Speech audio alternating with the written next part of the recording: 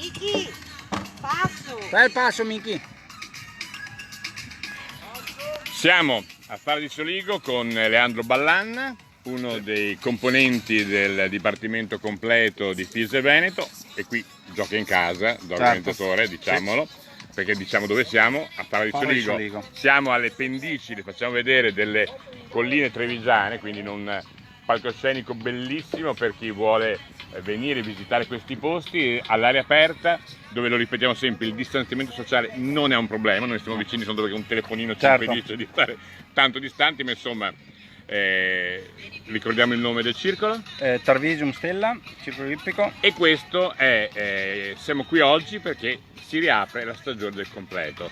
Primo nel Veneto, addirittura secondo in Italia nel 2020, se ho ben capito. Esatto, perché dalla settimana scorsa hanno ripreso le gare e quindi nel 2020 è stato il secondo, il terzo in Italia, insomma. Questa mattina si è svolta la prova di dressage, la prova di addestramento, e oggi pomeriggio tutte le prove di salto ostacoli di tutte le categorie. Domani ci saranno le prove di cross e i dressage delle categorie welcome per i più piccoli. E poi il cross, diciamo, per gli amanti del completo è la parte che è più attesa, più desiderata, più ambita. È più divertente. Più divertente. Esatto. La cosa bella è citare e parlare del numero dei componenti. Certo. Dei partecipanti. Sì. Concorrenti sono circa 130, quindi più del doppio dell'anno scorso, quindi siamo contenti. Sarà stato magari anche dovuto al discorso blocco Covid, che tutti avevano voglia di partecipare, però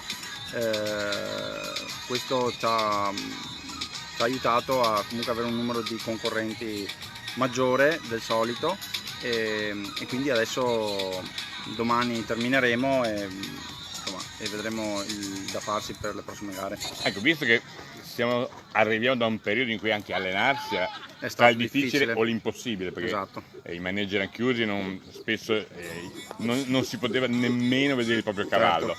Allora, come hai trovato sia chi sta a cavallo, quindi i cavalieri amazzoni, e i cavalli? Certo, allora diciamo che ho visto dei buoni percorsi e delle buone prestazioni anche a livello di rettangoli, quindi diciamo che nonostante il blocco il livello di preparazione è stato mantenuto da tutti i concorrenti, quindi vuol dire che la base è buona, non si è perso molto, insomma, nonostante il blocco. In questo senso la campagna di domani può preoccupare? No, la campagna di domani comunque è stata studiata e rivisitata anche tenendo conto di questa cosa, quindi magari una combinazione in meno c'è rispetto alle altre gare, in modo da dare un po' più la possibilità ai concorrenti di partire un po' più un percorso, un filino meno impegnativo di quello che può essere un percorso a fine anno.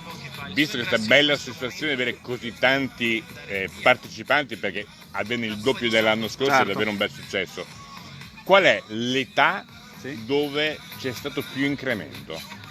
La fascia di età?